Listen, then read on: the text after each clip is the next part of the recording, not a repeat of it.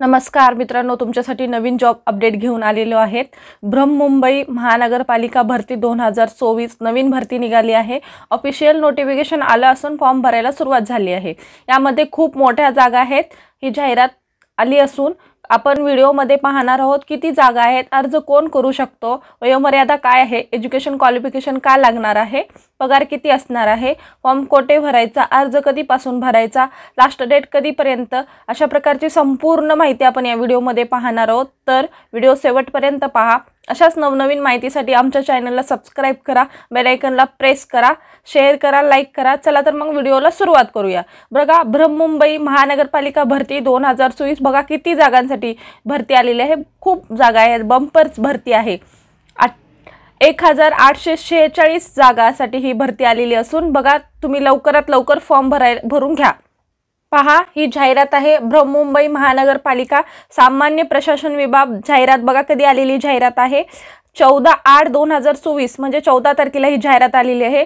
महानगरपालिका आयुक्त यांच्या मंजुरी दिलेली आहे आणि 24/6/2024 नुसार बृहन्मुंबई महानगरपालिकेत विविध खात्याच्या स्थापनेवरील गट क मधील कार्यकारी सहाय्यक म्हणजे पूर्वी याचं नाव होतं लिपिक या प्रवर्गासाठी 1846 रिक्त पदे सरळ सेवेने भरायची आहेत। सदर पदासाठी बृहन्मुंबई महानगरपालिका या वेबसाईटवरती जाऊन तुम्ही संकेतस्थळावरती जाऊन तुम्ही भरती भरायची आहे। शैक्षणिक अर्हता, पात्रता याकरिता संपूर्ण माहिती खाली PDF मध्ये दिलेली आहे। हा PDF मी माझ्या डिस्क्रिप्शन बॉक्समध्ये दिले जाईल, तिथून जाऊन तुम्ही डाउनलोड करून ही जाहिरात संपूर्णपणे काळजीपूर्वक पाहून घ्या।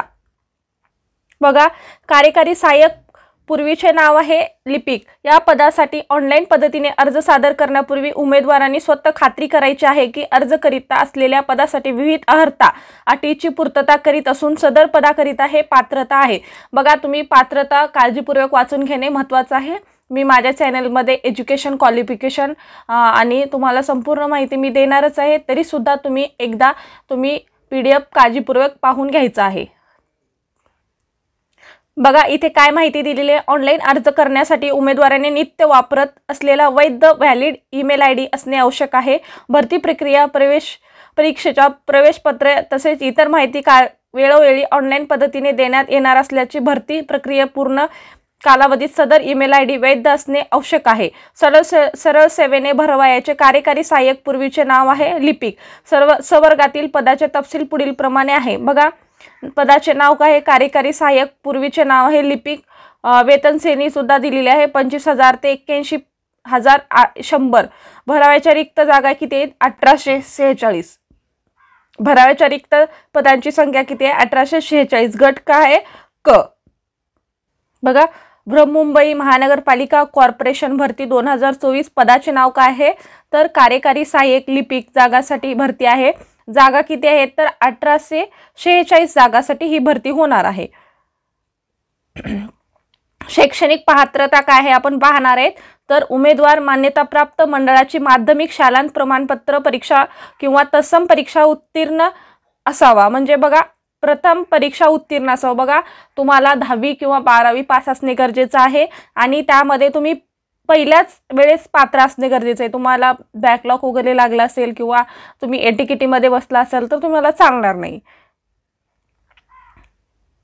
त्याच पद्धतीने उमेदवार मान्यताप्राप्त विद्यापीठाचा वाणिज्य, विज्ञान, कला, विधी किंवा तत्सम शाखांचा पदवीधर असावा आणि प्रथम वर्षात प्रथम प्रयत्नात उत्तीर्ण असावा। बघा, याच्यामध्ये पण सेम क्वालिफिकेशन म्हणजे तुम्हाला ग्रॅज्युएशन असणं गरजेचं आहे आणि कोणत्याही शाखेत चालेल, वाणिज्य, विज्ञान, कला, विधी किंवा तत्सम शाखाचा पदवीधर असावा, पण प्रथम प्रयत्नात उत्तीर्ण असणे गरजेचं आहे। म्हणजेच काय तर तुम्हाला ATKT लागली असेल 4 वर्षामध्ये, तुमचा 4 वर्षाचा डिग्री कोर्स असेल किंवा 3 वर्षाचा डिग्री कोर्स असेल, त्याच्यामध्ये तुम्हाला जर ATKT लागली असेल ATKT तर तिथे चालणार नाही। तुम्हाला ATKT चालणार नाहीये तर तुम्ही एका वेळेस पास असणं गरजेचं आहे, तरच तुम्ही फॉर्म भरू शकता। याच्यासाठी ही खूप महत्त्वाची पात्रता आहे आणि एका प्रयत्नात आणि 45 गुणांसह उत्तीर्ण असणे गरजेचं आहे। ज्या मान्यताप्राप्त विद्यापीठामध्ये सत्र पद्धत अवलंबित जात असेल त्या विद्यापीठात उमेदवारांना टक्केवारी खालील प्रमाणे गणण्यात येऊन सदर टक्केवारी 45% गुणासह प्रथम प्रयत्नात उत्तीर्ण असणे गरजेचं आहे।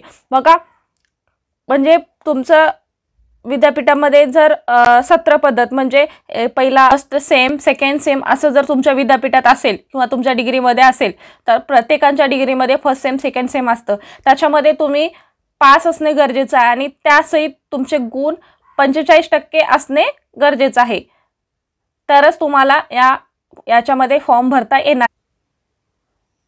बघा, उमेदवार माध्यमिक शालांत प्रमाणपत्र वा तत्सम किंवा उच्च परीक्षा 100 गुणाचे मराठी व 100 गुणाचे इंग्रजी विषय घेऊन उत्तीर्ण झालेला असावा। बघा, तुम्हाला 10वी मध्ये किंवा 12वी मध्ये 100 गुणाची मराठीची परीक्षा आणि 100 गुणाचे इंग्रजी विषय असणे गरजेचं आहे, तरच तुम्ही याच्यासाठी पात्र असणार आहेत।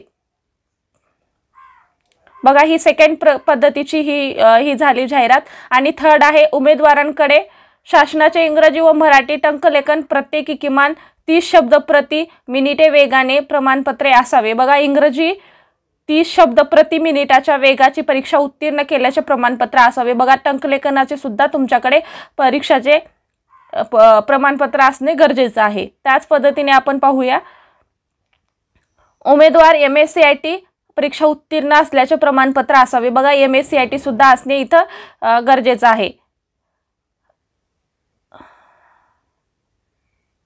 MSCIT सुद्धा असणं गरजेचं आहे, तरच तुम्ही इथे क्वालिफाय आहात। बघा, तुम्हाला काय काय एज्युकेशन क्वालिफिकेशन सांगितलेलं आहे, तुम्ही काळजीपूर्वक लक्ष देऊन ऐकला असाल तर तुम्ही एक वेळेस डिस्क्रिप्शनमध्ये जाऊन PDF डाउनलोड करून तुम्ही एकदा वाचून घेऊ शकता, त्यानंतर तुम्ही फॉर्म भरू शकता।